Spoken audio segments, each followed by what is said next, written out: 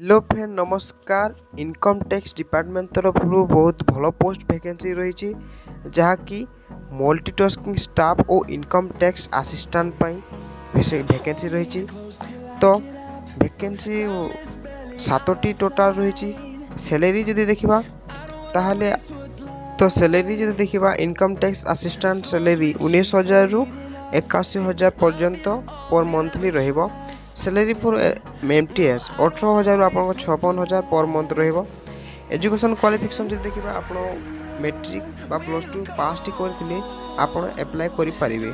जदि आपण अप्लाई करबा को चाहउछन्ते ताहले वीडियो टी के संपूर्ण भाव में देखंतु जहा फल रे जहा भी तथ्य गुडा को दिया जिबा आपण कोनोसी त्रुटि न रही बुझी पारे।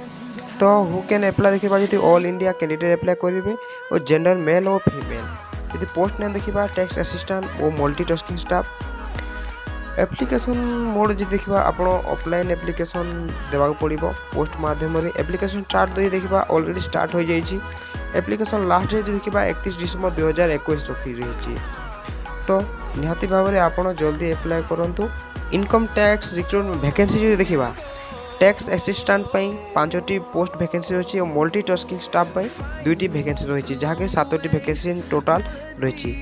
इनकम जदि इनकम टैक्स एजुकेशन क्वालिफिकेशन देखा जब आप डिग्री बा ग्रेजुएशन कंप्लीट करते आप अप्लाई करेंगे और मल्टीटास्किंग स्टाफ जस्ट आपण मैट्रिक क्वालिफिकेशन सरी कथा।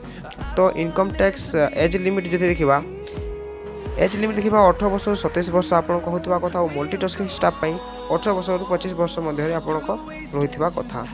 सैलरी डिटेल्स जो देखा टैक्स असिस्टेंट 25,000 रु 500 टू 81,100 पर मंथ रहिबो। मल्टीटास्किंग स्टाफ 18,000 रु 56,900 पर मंथ रहिबो।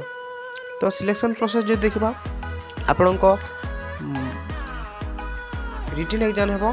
तो रिटन एग्जाम है आपको मार्क अनुजाई आपको सिलेक्शन हेबो।